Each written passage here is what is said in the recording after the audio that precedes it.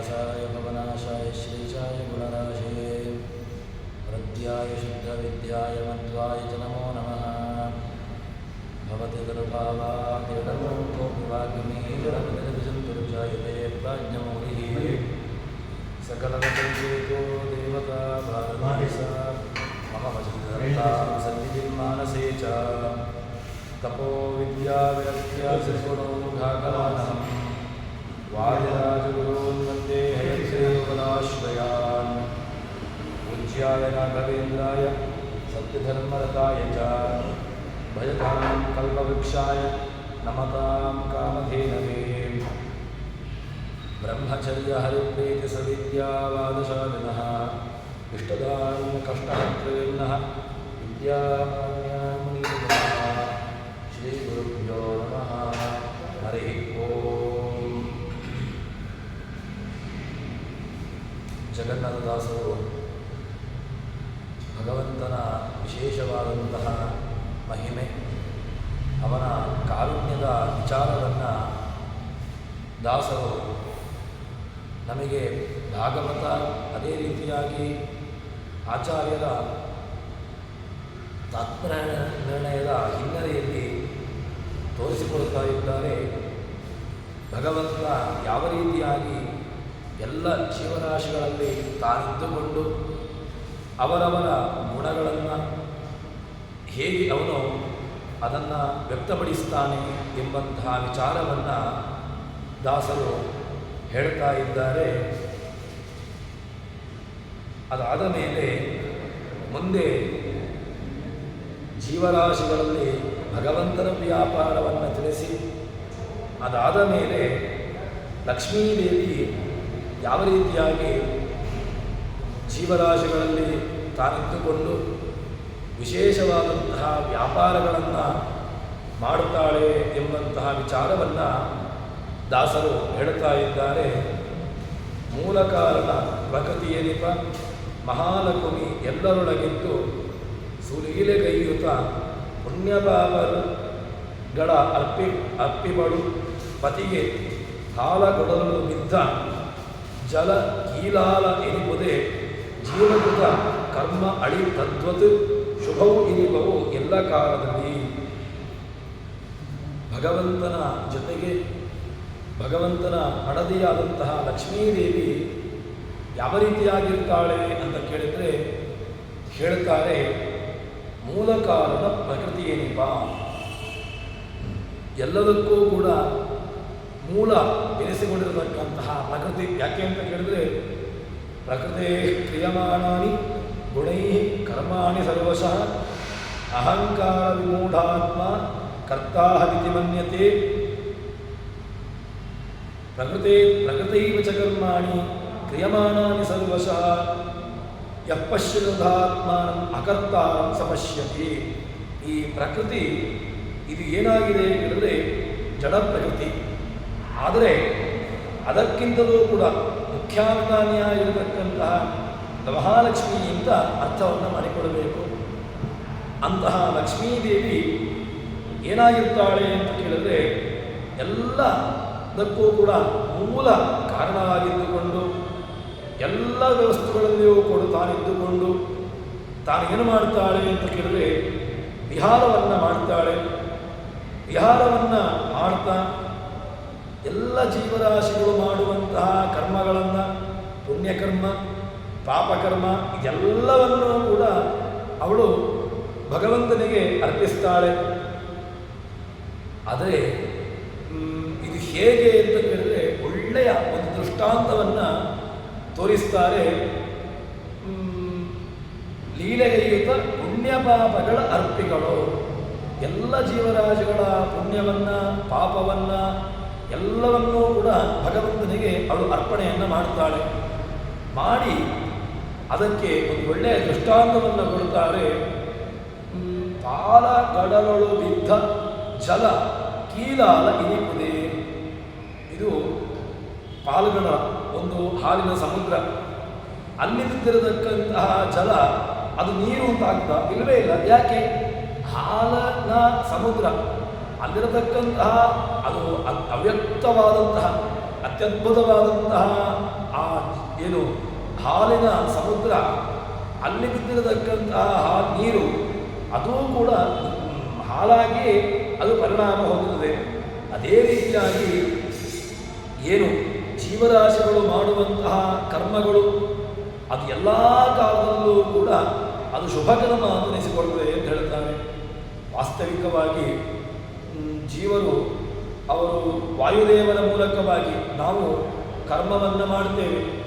ಮಾಡುವಂತಹ ಕರ್ಮ ಅದು ಏನಾಗಿರ್ತದೆ ಅಂತ ಕೇಳಿದರೆ, ಆ ಕರ್ಮದ ಸಮರ್ಪಣೆ ಯಾರ ಮೂಲಕವಾಗಿ ಆಗಬೇಕು ಅಂತಂದರೆ ಅದು ಪ್ರಾಣದೇವರ ಮೂಲಕವಾಗಿ.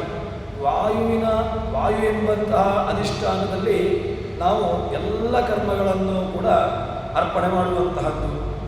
ಅದೇ ರೀತಿಯಾಗಿ ಈ ವಾಯುದೇವರು ಏನು ಮಾಡುತ್ತಾರೆ, ವಾಯುದೇವರು ತಮಗೆ ಅರ್ಪಿಸಿರತಕ್ಕಂತಹ ಜೀವರಾಶಿಗಳು ವಾಯುದ್ವಾರ ವಾಯುದೇವರಿಗೇ ಅರ್ಪಣೆಯನ್ನು ಮಾಡುತ್ತಾರೆ. ವಾಯುದೇವರ ಮೂಲಕವಾಗಿ ಅವರು ಭಗವಂತನಿಗೆ ಅರ್ಪಣೆಯನ್ನು ಮಾಡುವಂತಹದ್ದು. ಈ ವಾಯುದೇವರು ಏನು ಮಾಡ್ತಾರೆ ಅಂತ ಕೇಳಿದ್ರೆ, ಆ ಕರ್ಮಗಳನ್ನು ಲಕ್ಷ್ಮಿಯ ಮೂಲಕವಾಗಿ ತಮ್ಮೆಲ್ಲ ಕರ್ಮಗಳನ್ನು ಕೂಡ ಭಗವಂತನಿಗೆ ಅರ್ಪಣೆ ಮಾಡುವಂತಹದ್ದು. ಅದಕ್ಕೆ ಈ ಎಲ್ಲ ಏನು ಕರ್ಮಗಳಿದೆ, ಇದಕ್ಕೆ ಮುಖ್ಯವಾಗಿ ಕರ್ಮವನ್ನು ವಾಯುದೇವರಿಗಿಂತಲೂ ಕೂಡ ಮುಖ್ಯವಾಗಿ ಪ್ರಕೃತಿ ಕರ್ತ್ರಿ, ಎಲ್ಲವನ್ನೂ ಕೂಡ ಅವಳು ಪ್ರಕೃತಿಯೇ ಲಕ್ಷ್ಮೀದೇವಿಯೇ ಎಲ್ಲ ಜೀವರಾಶಿಗಳಲ್ಲಿ ಕರ್ಮವನ್ನು ಆಡಿಸಿ ಅವಳು ಆ ವಾಯುದೇವರು ಏನು ಮಾಡ್ತಾರೆ, ವಾಯುದೇವರು ಅದನ್ನು ಪ್ರಾಣದೇವರು ಲಕ್ಷ್ಮೀದೇವಿಗೆ ಅದನ್ನು ಅರ್ಪಿಸಿ ತನ್ಮೂಲಕವಾಗಿ ಅದನ್ನು ಅರ್ಪಣೆ ಮಾಡುವಂತಹದ್ದು. ಹೀಗೆ ಆ ಲಕ್ಷ್ಮೀದೇವಿಯ ಮೂಲಕವಾಗಿ ಎಲ್ಲ ಕರ್ಮಗಳನ್ನು ಕೂಡ ಭಗವಂತನಿಗೆ ಅರ್ಪಣೆ ಮಾಡುತ್ತಾರೆ ಅಂತ ಹೇಳಿ ಆ ಒಂದು ದೃಷ್ಟಾಂತವನ್ನು ಹೇಳುತ್ತಾರೆ. ಕ್ಷೀರಾಬ್ಧೌ ಪತಿತಂ ತೋಯಂ ಯಥಾ ಕ್ಷೀರತ್ವಮಶ್ನುತೆ ಜೀವಕರ್ಮ ಸುಖಂ ತದ್ವತ್ ಆವಾನಂದತಾಂ ತೌ ಆನಂದತಾಂ ವರ್ಜೇತ್ ಸುಖಮೂರ್ತಿರಯಂ ವಿಷ್ಣು ಇತಿ ಶ್ರುತಿಷು ಗೀಯತೆ.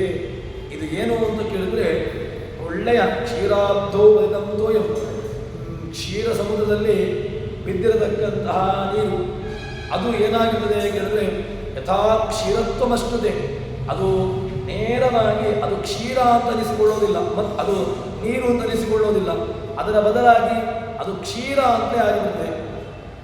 ಇಷ್ಟು ಮಹತ್ವವನ್ನು ಹೊಂದಿಕೊಳ್ಳುವಂತಹದ್ದು.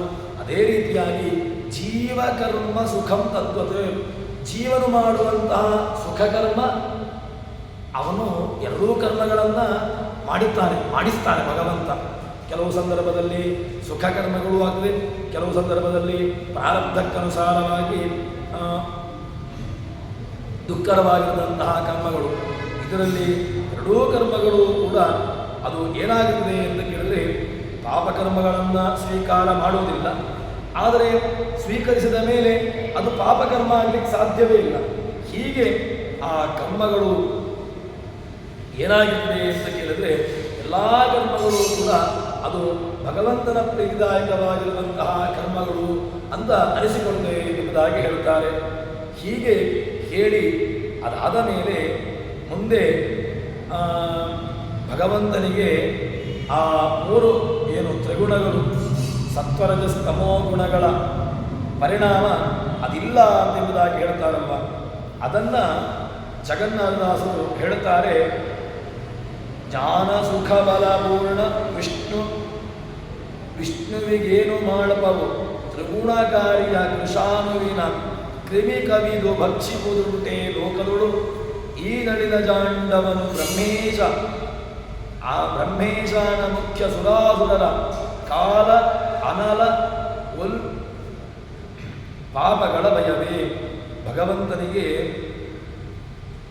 ಏನು ಈ ಸತ್ವರಜಸ್ತಮೋ ಗುಣಗಳು, ಸಾತ್ವಿಕ ಕರ್ಮಗಳು, ರಾಜಸ ಕರ್ಮಗಳು, ತಾಮಸ ಕರ್ಮಗಳು, ಈ ಸತ್ವ ರಜಸ್ಸು ತಮಸ್ಸು, ಈ ಮೂರು ವಿಧವಾದಂತಹ ಪ್ರಕೃತಿ, ಈ ತ್ರಿಗುಣಗಳ ಬಂಧನವುಳ್ಳಂತಹ ಇದು ಭಗವಂತನಿಗೆ ಇಲ್ಲವೇ ಇಲ್ಲ.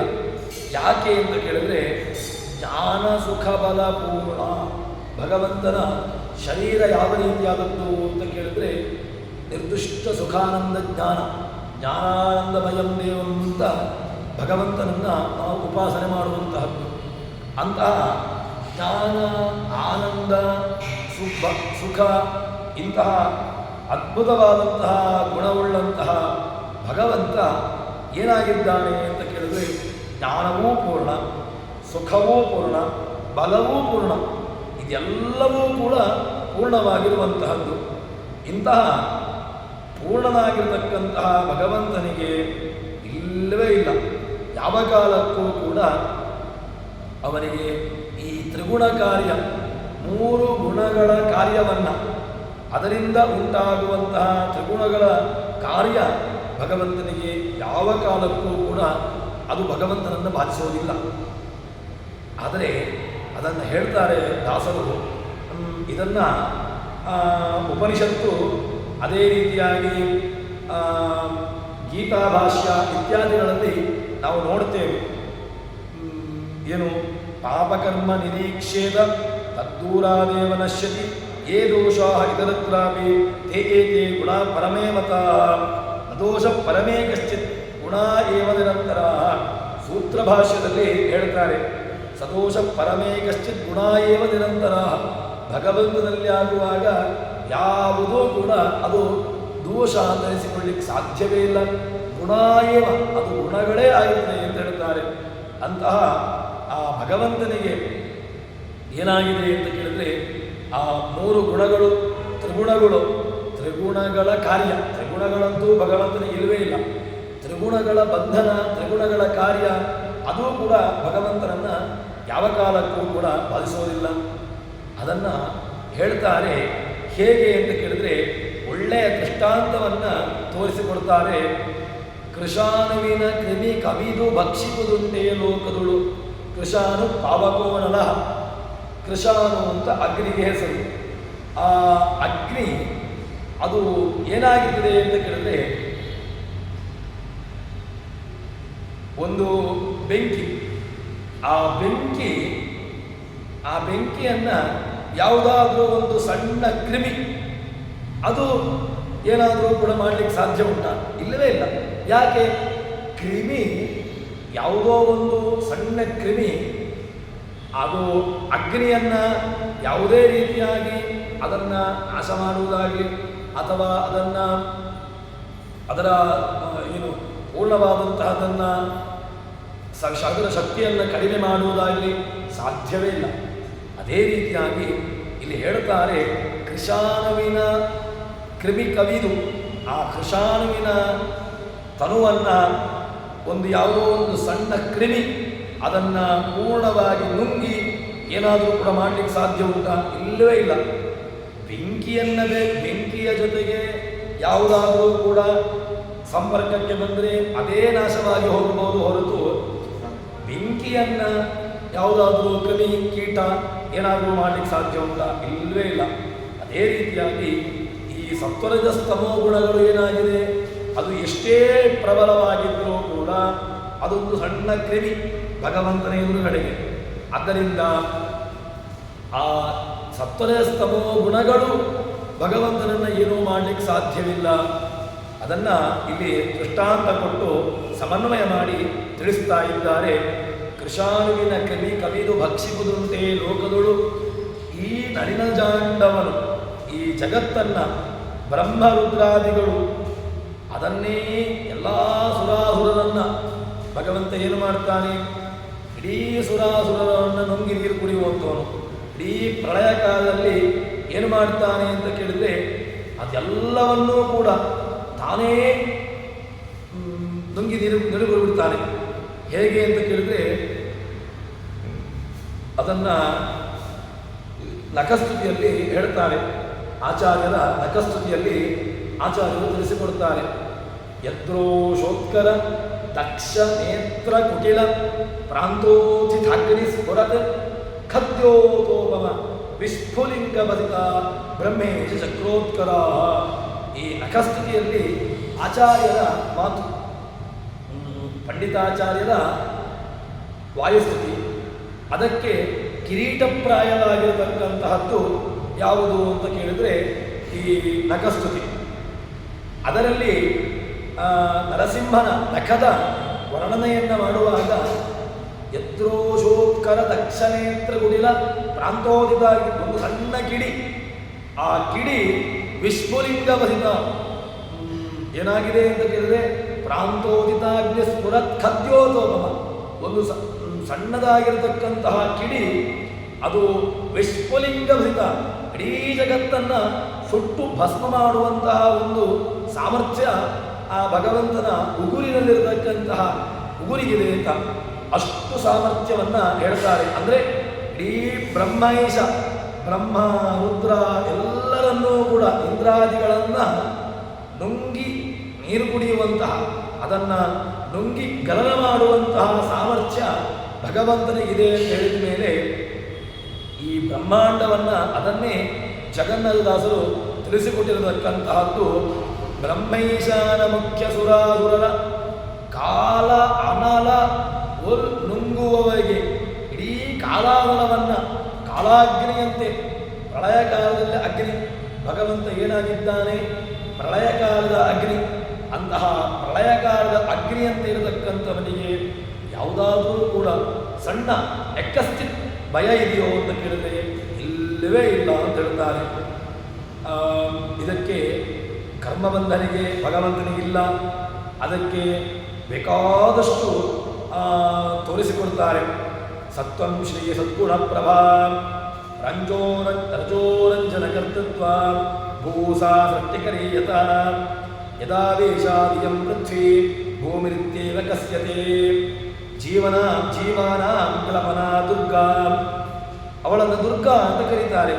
ಯಾಕೆ ಅಂತ ಕೇಳಿದ್ರೆ ಜೀವಾನಾಂ ಗ್ಲಪನಾ ದುರ್ಗಾ, ಅವಳು ದುರ್ಗೆ. ಯಾಕೆ ಅಂತ ಕೇಳಿದ್ರೆ ಜೀವಾನಾಂ ಗ್ಲಾಪಯತೆ, ಜೀವನನ್ನ ಅವಳು ನಾಶ ಮಾಡ್ತಾಳೆ. ಅಂದರೆ ಜೀವನನ್ನು ನಾಶ ಮಾಡುವುದು ಅಂತ ಹೇಳಿದ್ರೆ ಜೀವರುಗಳ ಜೀವನಿತ್ಯ. ಯಾಕೆ ಜೀವರುಗಳಿಗೆ ನಾಶ ಇಲ್ಲ, ಒಂದಷ್ಟು ನಿತ್ಯವಾದಂತಹ ಪದಾರ್ಥಗಳಿದೆ.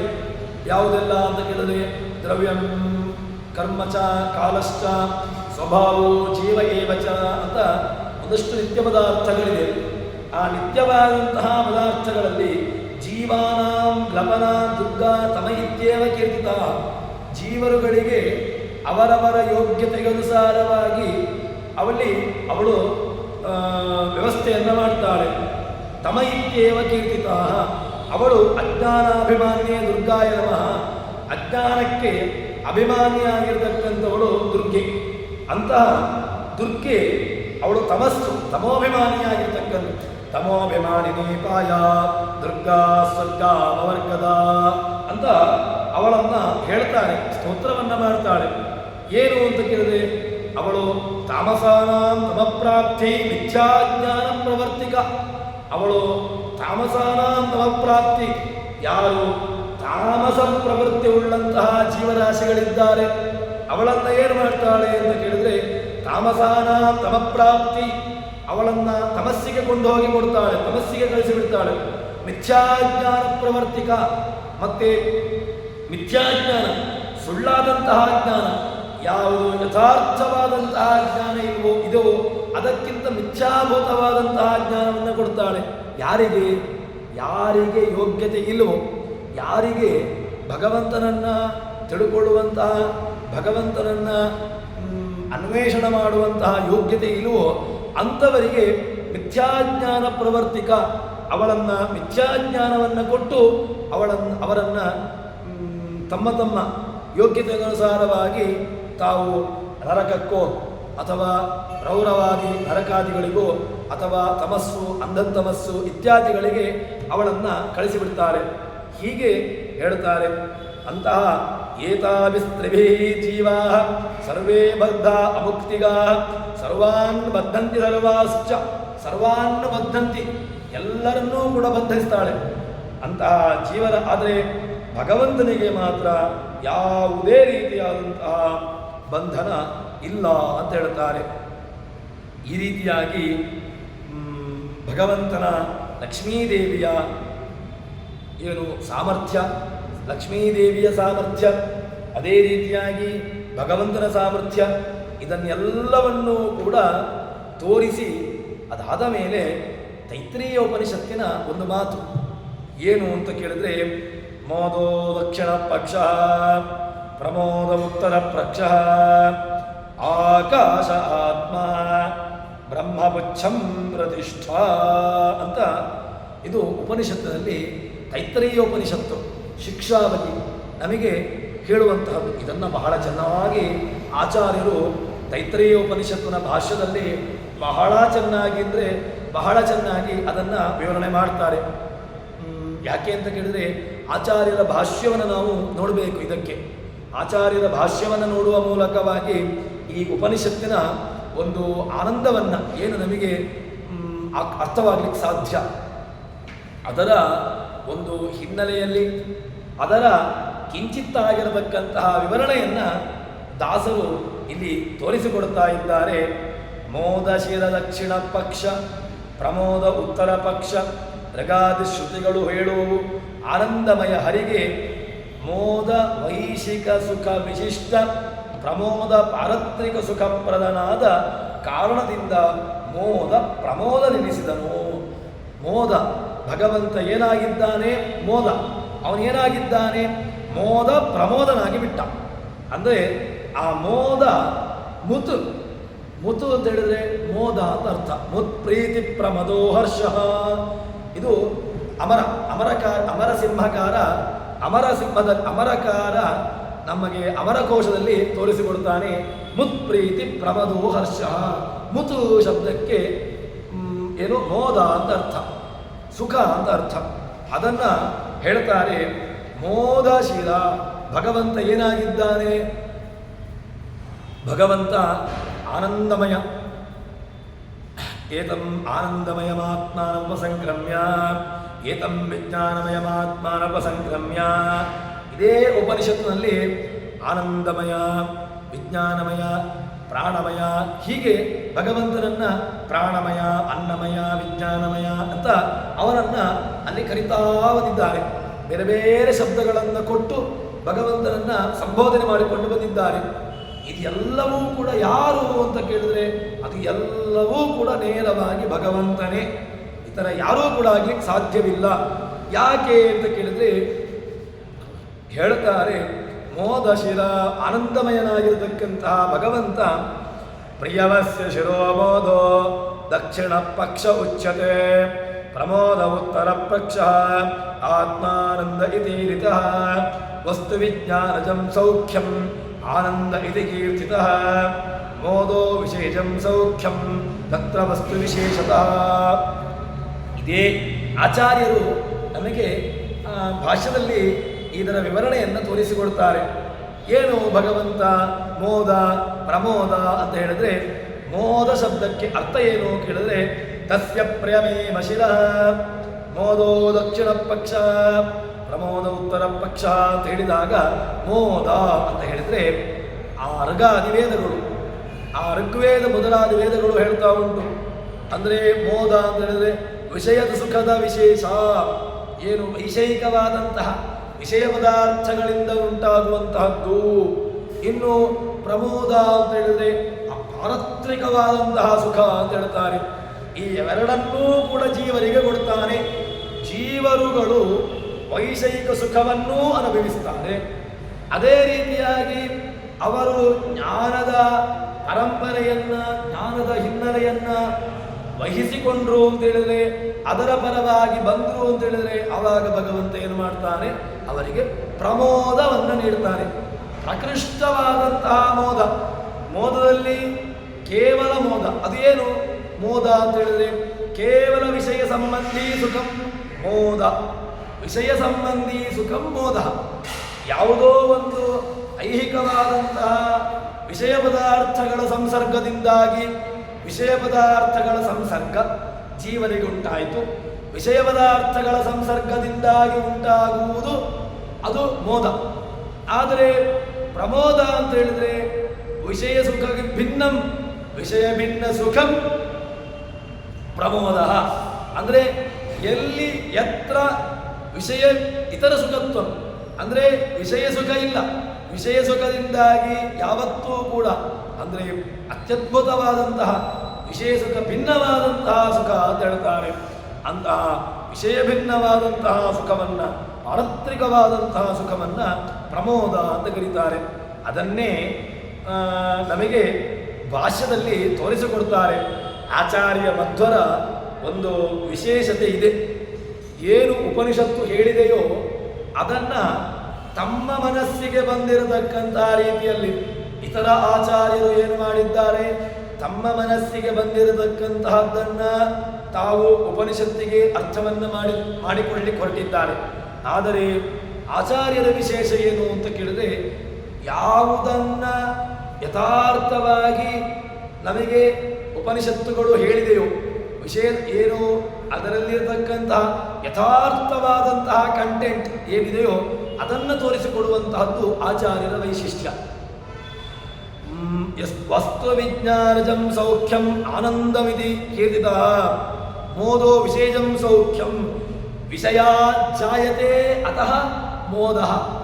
ಯತ್ರ ವಿಷಯಜಂ ಅಂದರೆ ವಿಷಯದಿಂದ ಉಂಟಾಗುವಂತಹ ಸುಖಮೋದ, ಸೌಖ್ಯಂ ತತ್ರ ವಸ್ತು ವಿಶೇಷತಃ, ಯತ್ರ ಸ್ಯಾತ್ ವಿಶೇಷತಃ ಸೌಖ್ಯಂ ವಿಶೇಷತಃ ಸೌಖ್ಯಂ. ವಿಷಯ ಭಿನ್ನ ಸುಖವಾದಂತಹದ್ದನ್ನು ಪ್ರಮೋದ ಅಂತ ಕರೀತಾರೆ. ಉಪಕಾರೇ ಕೃತೆ ಯತ್ ಸ್ಯಾತ್ ಸುಖಂ ತತ್ ಪ್ರಿಯಮಶ್ನುತೆ. ಉಪಕಾರೇ ಕೃತ ಯತ್ ಸ್ಯಾತ್, ಯತ್ರ ಉಪಕಾರ ತತ್ ಸುಖಂ ತತ್ ಪ್ರಿಯಮಶ್ನುತೆ. ಅದನ್ನು ನಾವು ಏನು ಕರಿತೇವೆ ಅದನ್ನು ನಾವು ಸುಖ ಅಂತ ಕರಿತೇವೆ. ಹೀಗೆ ತೈತ್ರೇಯ ಉಪನಿಷತ್ತಿನ ಪರೇಣೇಯಂ ಸುಖಂ ಪ್ರೋಕ್ತಂ ಪ್ರಿಯಮಿತ್ಯೇವ ಪಂಡಿತೈಃ ಪರೇಣ ಅಯಂ ಅಭದ್ರಂ ಯದ ಪ್ರಿಯಂ ತದುದೈರಿತಂ. ಛಂದೋಕ್ಯ ಭಾಷ್ಯದ ಮಾತನ್ನು ಉದಾಹರಿಸ್ತಾರೆ.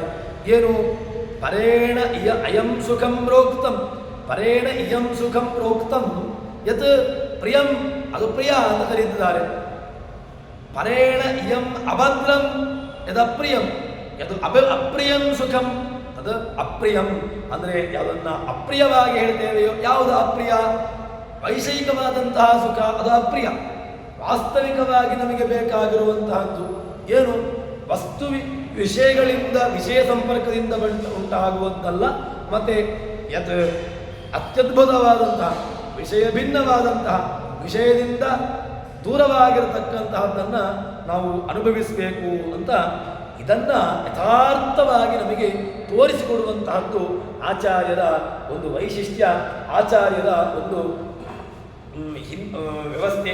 ಇಂತಹ ಅತ್ಯದ್ಭುತವಾದಂತಹ ವಿಚಾರವನ್ನು ನಮಗೆ ಆಚಾರ್ಯರು ತೋರಿಸಿ, ಅದಾದ ಮೇಲೆ ಭಗವಂತನಿಗೆ ಯಾವುದೇ ರೀತಿಯಾದಂತಹ ಏನು ಮೋದ ಪ್ರಮೋದ ನಮಗಾದರೂ ಕೂಡ ವಿಷಯದಿಂದ ಉಂಟಾಗುವಂತಹ ಸುಖ ಬಂದಾಗ ಹಿಗ್ಗುತ್ತೇವೆ. ಆದರೆ ಸುಖ ಇಲ್ಲ ಅಂತಾದಾಗ ಅದರಿಂದ ಏನಾಗ್ತದೆ ಅಂತ ಕೇಳಿದ್ರೆ ಒಂದಷ್ಟು ಕುಗ್ಗಲಿಕ್ಕೆ ಮನಸ್ಸು ಆರಂಭವಾಗ್ತದೆ. ಆದರೆ ಭಗವದ್ ವ್ಯವಸ್ಥೆಯಲ್ಲಿ ಆಗುವಾಗ ಏನೂ ಇಲ್ಲ. ಹೇಗೆ ಅಂತ ಕೇಳಿದ್ರೆ ಅದನ್ನು ಎಂದಿಗಾದರೂ ವೃಷ್ಟಿಯಿಂದ ವಸುಂಧೆಯರೊಳಪ್ಪ ಅಖಿಳ ಜಲ ಸಿಂಧು ವೃದ್ಧಿಯನೈದುವುದೇ ಬಾರದಿರೆ ಬರದಿಹದೆ ಕುಂದು ಕೊರತೆಗಳಲ್ಲದೆ ಸ್ವಾನಂದ ಸಂಪೂರ್ಣ ಸ್ವಭಾವಗೆ ಬಂದು ಮಾಡುವುದೇನು ಕರ್ಮಾಕರ್ಮ ಜನ್ಯ ಫಲ. ಕರ್ಮಾಕರ್ಮ ಜನ್ಯ ಫಲ ಭಗವಂತನಿಗೆ ಏನು ಮಾಡಲಿಕ್ಕೆ ಸಾಧ್ಯ? ಏನು ಮಾಡಲಿಕ್ಕೆ ಸಾಧ್ಯ ಇಲ್ಲ. ಯಾಕೆ ಅಂತ ಕೇಳಿದರೆ ಅದನ್ನು ಜಗನ್ನಾಥದಾಸರು ಒಂದು ದೃಷ್ಟಾಂತವನ್ನು ಕೊಟ್ಟು ತೋರಿಸ್ತಾರೆ. ಹೇಗೆ ಅಂತ ಕೇಳಿದರೆ, ಸಮೃದ್ಧ ಕಾಮಹೀನೋ ವಾ ನಾರಾಯಣ ಪರೋ ಮುನಿ ನೋತ್ಸರ್ಪೇತನ ಶುಷ್ಯೇತ ಸರಿದ್ಭಿವೆ ಸಾಗರ. ಭಾಗವತದ ಮಾತು ಏನು, ಯಥಾ ಸರಿತ್ ಸಾಗರ ನ ಶುಷ್ಯೇತ, ಸಾಗರ ನ ಶುಷ್ಯೇತ. ಸಾಗರ ಒಣಗ್ತದ ಅಂತ ಕೇಳಿದ್ರೆ ಒಣಗೋದಿಲ್ಲ. ಯಾಕೆ? ನೋತ್ಸರ್ಪೇತ, ಅದು ಸೂರ್ಯನ ಕಿರಣಕ್ಕೆ ಒಳಗಾದರೂ ಕೂಡ ಪೂರ್ಣವಾಗಿ ಬರಿದಾಗುವುದಿಲ್ಲ.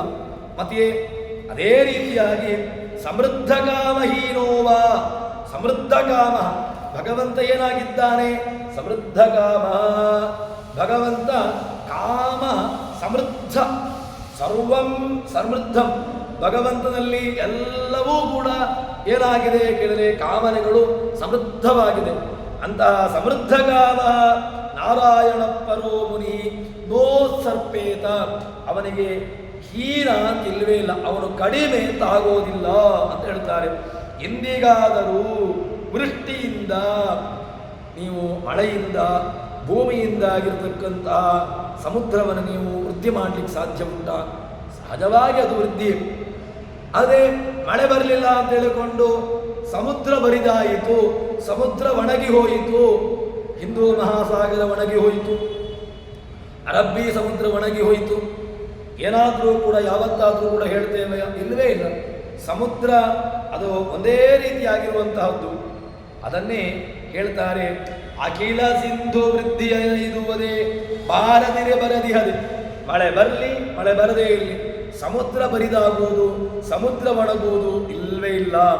ಕೆರೆ ಕಟ್ಟೆಗಳಾದರೂ ಕೂಡ ಒಣಗುತ್ತದೆ, ಸಮುದ್ರ ಒಣಗುವುದು ಇಲ್ಲವೇ ಇಲ್ಲ. ಅದೇ ರೀತಿಯಾಗಿ ಭಗವಂತ ಏನಾಗ್ತಾನೆ ಅಂತ ಕೇಳಿದ್ರೆ, ಭಗವಂತ ಕುಂದುಕೊರತೆಗಳಿಲ್ಲದೆ, ಭಗವಂತನಿಗೆ ಯಾವ ಕಾಲಕ್ಕೂ ಕೂಡ ಕುಂದುಕೊರತೆಗಳು ಅವನಿಗೆ ಒಂದರಿಂದಾಗಿ ಇಲ್ಲ, ಅದರಿಂದಾಗಿ ಭಗವಂತನಿಗೆ ಇದರ ಕೊರತೆ ಇದೆ, ಅವನಿಗೆ ಇದರ ಅಭಾವ ಇದೆ, ಇಲ್ಲವೇ ಇಲ್ಲ. ಹಾಗೆ ಯಾವತ್ತೂ ಕೂಡ ಭಗವಂತನಲ್ಲಿ ಇಲ್ಲವೇ ಇಲ್ಲ. ಸ್ವಾನಂದ ಸಂಪೂರ್ಣ ಭಗವಂತ ಏನಾಗ್ತಾನೆ ಕೇಳಿದರೆ, ಅನ್ಯೂನತ ಭೂಮಿ ಸ್ಥಿತ ಜಲಂ ನೇದು ಮದ್ಬಿಂಬದಿದೆ ಸ್ವಭಾವೇ ನಗದೆ ತಸ್ಮಿನ್ ಸಮುದ್ರೋ ನೈವ ವರ್ಧತೆ. ಸಮುದ್ರ ಒಂದೇ ರೀತಿಯಾಗಿರುವಂತಹದ್ದು. ನನ್ಯೂನತ ತದಭಾವೇ ತದ್ವಿಷ್ಣೋದಗಸ್ಯ ಚ. ಭಗವಂತನಿಗೆ ವೃದ್ಧಿ ಕ್ರಾಸ ಇಲ್ಲವೇ ಇಲ್ಲ. ಭಗವಂತನಿಗೆ ಇದರ ಕೊರತೆ, ಇದರ ಒಂದು ಇಲ್ಲವೇ ಇಲ್ಲ. ಒಂದೇ ರೀತಿಯಾಗಿ ಭಗವಂತನಿರ್ತಾನೆ. ಒಂದು ಕೊರತೆಗಳಿಲ್ಲದ ಸ್ವಾನಂದ ಸಂಪೂರ್ಣ ಒಂದೇ ರೀತಿಯಾಗಿರತಕ್ಕಂತಹ ಭಗವಂತನಿಗೆ ಖೇದ ಮೋದ ಇದಿಲ್ಲವೇ ಇಲ್ಲ. ಅಂತಹ ಸತ್ಕರ್ಮ ದುಷ್ಕರ್ಮಗಳು ಭಗವಂತನಿಗೆ ಏನು ಮಾಡಲಿಕ್ಕೆ ಸಾಧ್ಯ? ಈ ಸತ್ಕರ್ಮ ದುಷ್ಕರ್ಮಗಳ ಫಲ, ಅದರಿಂದ ಜನ್ಯವಾದಂತಹ ಫಲ, ಸತ್ಕರ್ಮಜನ್ಯ ಫಲ, ದುಷ್ಕರ್ಮಜನ್ಯ ಫಲ. ಸತ್ಕರ್ಮಗಳನ್ನು ಮಾಡಿದಾಗ ಸತ್ಫಲ, ದುಷ್ಕರ್ಮಗಳನ್ನು ಮಾಡಿದ್ದರಿಂದಾಗಿ ದುಷ್ಫಲ. ಇದು ಭಗವಂತನಿಗೆ ಅದರ ಲೇಪ ಆಗೋದೇ ಇಲ್ಲ. ಸ್ವಾನಂತ ಆನಂದಪೂರ್ಣಾಬ್ಧೇ ಸ್ವಭಾವಾದಾಗತೆ ಸುಖೇ. ಯಾವುದೋ ಸ್ವಾಭಾವಿಕವಾದಂತಹ ಭಗವಂತನ ಸ್ವಭಾವ, ಭಗವಂತನ ಗುಣ ಯಾವುದು ಅಂತ ಕೇಳಿದರೆ ಸ್ವಾಭಾವಿಕ ಸುಖ. ಅನ್ಯಾಧಿಷ್ಠಿತವಾದಂತಹ ಸುಖ ಭಗವಂತನಿಗಿಲ್ಲ, ಇತರಾಧಿಷ್ಠಿತವಾದಂತಹ ಸುಖ ಭಗವಂತನಿಗಿಲ್ಲವೇ ಇಲ್ಲ. ಮತ್ತೆ ಭಗವಂತನ ಸುಖದ ಒಂದು ವ್ಯವಸ್ಥೆ ಹೇಗೆ, ಅದರ ಚಿಂತನೆ ಹೇಗೆ ಅಂತ ಕೇಳಿದರೆ ಸ್ವಾಭಾವಿಕ, ಅಂತಹ ಸ್ವಾಭಾವಿಕವಾದಂತಹ ಸುಖವುಳ್ಳಂತಹ ಭಗವಂತ ನಾಧಿಕ್ಯಂ ದದಭಾವೋ ದ್ವೌ ಸುಖನ್ಯೂನತ್ವಮಿಷ್ಯತೆ. ಅವನು ಯಾವ ಕಾಲಕ್ಕೂ ಕೂಡ ಸುಖ ನ್ಯೂನ ಇತ್ಯಾದಿಗಳು ಇಲ್ಲವೇ ಇಲ್ಲ. ಯೋ ವಿಷಯೈರಾಪೂರ್ಯಮಾಣೋ ಪ್ರಚಲ ಪ್ರತಿಷ್ಠೋ ಭವತಿ ನೋತ್ಸೇಗಂ ಪ್ರಾಪ್ನೋತಿ ಅಜ ಪ್ರಯತ್ನಂ ಕರೋತಿ ಅಜ ಭಾವೇಷ್ಯತಿ. ಇದು ಗೀತೆಯ ಮಾತು. ಏನು ಅಂತ ಕೇಳಿದರೆ, ತದ್ವತ್ಕಾಮಾಯಂ ಪ್ರವಿಶಂತಿ ಸರ್ವೇದಾಯಾಂತಿ ಮಾಪ್ನೋತಿ ಅಗಾಮಕಾಮಿ. ಭಗವಂತ ಅಪೂರ್ಯಮ, ಎಲ್ಲಿ ಪೂರ್ಣತೆ ಇಲ್ಲವೋ ನೀವು ಅದರಲ್ಲಿ ನೀವು ಪೂರ್ಣತೆಯನ್ನು ತುಂಬಿಸಬೇಕು. ಜಗತ್ತು ಅಥವಾ ಇಲ್ಲ, ಯಾವುದೋ ಒಂದು ಅಪೂರ್ಣತೆ, ಒಂದು ದೊಡ್ಡದಾಗಿರತಕ್ಕಂತಹ ಪಾತ್ರೆ ಅದು ಏನಾಗಿದೆ, ಅದು ಅಪೂರ್ಣ. ಅದರಲ್ಲಿ ನೀರು ತುಂಬಿಸ್ಲಿಕ್ಕೆ ಹೋಗಿದ್ದೇವೆ, ಅದರಲ್ಲಿ ಪೂರ್ಣವಾಗಿ ನೀರು ತುಂಬಿಸ್ಲಿಕ್ಕೆ ಆಗಲಿಲ್ಲ. ನೀರು ತುಂಬಿಸಿದಾಗ ಪೂರ್ಣತೆ ಬಂತು. ಯಾವುದೋ ಅನ್ಯಾಧಿಷ್ಠಿತವಾಗಿ ಇತರವಾದಂತಹದನ್ನು ನೀವು ಪೂರ್ಣೆ ಮಾಡಬೇಕು. ಅಂದರೆ ಒಂದನ್ನು ಪೂರ್ಣೆ ಮಾಡಬೇಕು ಅಂತ ಆದರೆ ಅದಕ್ಕೆ ಪೂರ್ಣೆ ಮಾಡಲಿಕ್ಕೆ ಒಂದು ಏನೋ ಬೇಕು. ಆದರೆ ಭಗವಂತನಿಗಾಗುವಾಗ ಪೂರ್ಣೆ ಮಾಡಲಿಕ್ಕೆ ಯಾವುದೋ ಒಂದು ಬೇಕಾಗಿಯೇ ಇಲ್ಲ. ಸ್ವಾಭಾವಿಕವಾಗಿಯೇ ಅವನು ಪೂರ್ಣ. ಸ್ವಾಭಾವಿಕವಾಗಿರತಕ್ಕಂಥ ಪೂರ್ಣತ್ವ ಉಳ್ಳಂತಹ ಭಗವಂತನಿಗೆ ಇತರದಿಂದಾಗಿ, ಇತರ ವ್ಯವಸ್ಥೆಯಿಂದಾಗಿ ನೀವು ಪೂರ್ಣತೆಯನ್ನು ಮಾಡುವಂತಹದ್ದು ಅದು ಸಾಧ್ಯವೇ ಇಲ್ಲ. ಮಳೆ ಬರಲಿ ಮಳೆ ಬಾರದೇ ಇರಲಿ, ಸಮುದ್ರ ಒಂದೇ ರೀತಿಯಾಗಿರ್ತದೆ. ಅದೇ ರೀತಿಯಾಗಿ ಗುಣಸಮುದ್ರನಾಗಿರತಕ್ಕಂಥ ಗುಣತಃ ಆನಂದ್ಯವುಳ್ಳಂತಹ ಭಗವಂತನಿಗೆ ಯಾವುದೋ ಒಂದು ಕರ್ಮವನ್ನು ಮಾಡಿದ್ದರಿಂದಾಗಿ ಅವನಿಗೆ ಪೂರ್ಣ, ಕರ್ಮವನ್ನು ಮಾಡದೇ ಇರುವುದರಿಂದಾಗಿ ಅವನಿಗೆ ಅಪೂರ್ಣತೆ, ಇದು ಬರಲಿಕ್ಕೆ ಸಾಧ್ಯವೇ ಇಲ್ಲ. ಸ್ವಾಭಾವಿಕವಾಗಿ ಅವರು ಒಂದೇ ರೀತಿಯಾಗಿರ್ತಾನೆ ಅಂತ ಹೇಳ್ತಾರೆ. ಅಕರ್ಮಾಕರಣಂ ಕರ್ಮ ಕರ್ಮಾದ್ಯ ಕರ್ಮ ನಿಷಿದ್ಧ ಕರ್ಮ ಬಂಧಕತ್ವಾತ್. ಗೀತಾಭಾಷದಲ್ಲಿ ಆಚಾರ್ಯರು ಹೇಳುವಂತಹ ಮಾತು ಅಕರ್ಮಾಕರಣಂ, ಅಕರ್ಮ ಕರ್ಮ ಕರಣಂ, ಯಾವುದನ್ನು ಮಾಡಬಾರದು ಅದನ್ನು ಮಾಡುವಿಕೆ, ಮಾಡಬಾರದೇ ಇರುವುದನ್ನು ಮಾಡುವಿಕೆ. ಅದೇ ರೀತಿಯಾಗಿ ಕರ್ಮಾಕರ್ಮಾನ್ಯಧಿ ಕರ್ಮ, ಕರ್ಮಾಕರ್ಮಗಳಿಂದ ಮಾಡಿದ್ದರಿಂದಾಗಿ ಏನನ್ನೋ ಒಂದು ಬಂಧಕ, ಅಂದರೆ ಕರ್ಮ ಮಾಡುವಿಕೆ, ಕರ್ಮ ಮಾಡದಿರುವಿಕೆ. ಕರ್ಮ ಮಾಡಿದ್ದರಿಂದಾಗಿ ಕರ್ಮ ಬಂಧಕವಾಗುವಂತಹದ್ದು, ಕರ್ಮ ಮಾಡದೇ ಇರುವುದರಿಂದಾಗಿ ಭಗವಂತನಿಗೆ ಬಂಧಕ ಆಗದೇ ಇರುವಂತಹದ್ದು ಇದಿಲ್ವೇ ಇಲ್ಲ. ಸ್ವಾಭಾವಿಕವಾಗಿ ಭಗವಂತ ಏನಾಗಿದ್ದಾನೆ, ಅವನು ಸ್ವಾಭಾವಿಕವಾಗಿ ನಮಗಾಗುವಾಗ ಏನಾಗ್ತದೆ ಕೇಳಿದ್ರೆ, ನಮಗೆ ದೇವರಿಗಿಂತ ಇತರ ವಸ್ತು ವಿಷಯಗಳಲ್ಲಿಯೇ ನಮಗೆ ಚಿಂತನೆ ಜಾಸ್ತಿ. ನಮಗೆ ದೇವರನ್ನು ಬಿಟ್ಟು ನಮಗೇನಿಸ್ತಾ ಇರ್ತದೆ ಕೇಳಿದ್ರೆ, ಇತರ ಯಾವುದೋ ಒಂದು ವೈಷಯಿಕವಾದಂತಹ ಪದಾರ್ಥಗಳಲ್ಲಿ ನಮ್ಮ ಚಿಂತನೆ ನಡೀತಾ ಇರುತ್ತದೆ. ನಮಗೆ ದೇವರ ಚಿಂತನೆಗಿಂತ ಜಾಸ್ತಿ ವೈಷಯಿಕವಾದಂತಹ ಪ್ರಾಪಂಚಿಕವಾದಂತಹ ವಿಷಯಗಳಲ್ಲಿ ನಮ್ಮನ್ನು ನಾವು ತೊಡಗಿಸಿಕೊಂಡಿರ್ತೇವೆ. ಅಲ್ಲಿ ಏನಾಯಿತು, ಇಲ್ಲಿ ಏನಾಯಿತು, ಹಾಗಾದ್ರೆ ಏನಾಗ್ತದೆ, ಹೀಗಾದ್ರೆ ಏನಾಗ್ತದೆ, ಇದೇ ನಮ್ಮ ಗುಂಪು. ನಮಗೆ ದೇವರ ಚಿಂತನೆಯನ್ನು ಬಿಟ್ಟು ಯಾವುದನ್ನು ಮಾಡಬೇಕೋ ಅದನ್ನು ಮಾಡೋದಿಲ್ಲ, ಯಾವುದನ್ನು ಮಾಡಬಾರದು ಅದನ್ನು ಮಾಡ್ತಾ ಇರ್ತೇವೆ. ಅದರಿಂದಾಗಿ ಕೃಷ್ಣ ಹೇಳುವಂತಹ ಮಾತು ಇದು ನಮಗೆ. ಕೃಷ್ಣ ಅರ್ಜುನನಿಗೆ ಇಟ್ಟುಕೊಂಡು ಹೇಳಿದ, ಅರ್ಜುನನಿಗೆ ಏನು ಪ್ರಾರಬ್ಧ ಇಲ್ಲ. ಅರ್ಜುನಿಗೆ ಯಾವ ಪ್ರಾರಬ್ಧ? ಇಂದ್ರನಿಗೆ ಏನಾದರೂ ಪ್ರಾರಬ್ಧ ಉಂಟಾ ಕೇಳಬೇಕು ಅಂತ? ಭಗವಂತ ಅವನನ್ನು ನಿಮಿತ್ತವನ್ನಾಗಿಟ್ಟುಕೊಂಡು ನಮ್ಮಂತಹ ಜೀವರಾಶಿಗಳಿಗೆ ಭಗವಂತ ಉಪದೇಶವನ್ನು ಮಾಡಿರತಕ್ಕಂತಹದ್ದು. ನಾವೇನು ಮಾಡ್ತೇವೆ ಅಂತ ಕೇಳಿದ್ರೆ ಸ್ವಚ್ಛಂದವಾಗಿ ವಿಹಾರವನ್ನು ಮಾಡ್ತಾ ಇರ್ತೇವೆ. ಅದಕ್ಕೋಸ್ಕರವಾಗಿ ಈ ಕರ್ಮ ಅಕರ್ಮ ನಿಷಿದ್ಧ ಕರ್ಮ ಎಲ್ಲವೂ ಕೂಡ ಯಾರಿಗೆ ಕೇಳಿದ್ರೆ ಜೀವನಿಗಾಗುವಾಗ ಎಲ್ಲವೂ ಕೂಡ ಬಂಧಕ. ಜೀವನಿಗೆ ಭಿನ್ನರಾಗಿರತಕ್ಕಂಥವರಿಗೆ ಯಾರಿಗೂ ಕೂಡ ಇದು ಬಂಧಕ ಆಗೋದಿಲ್ಲ ಎಂಬುದಾಗಿ ವಿಚಾರವನ್ನು ಗೀತೆಯ ಹಿನ್ನೆಲೆಯಲ್ಲಿ ದಾಸರು ತೋರಿಸಿಕೊಟ್ಟಿದ್ದಾರೆ. ಮುಂದಿನ ಭಾಗವನ್ನು ಮುಂದಿನ ನೋಡುವ ಅಂತ ಹೇಳುವಲ್ಲಿ ಶ್ರೀಕೃಷ್ಣಾರ್ಪಿತಮಸ್ತು.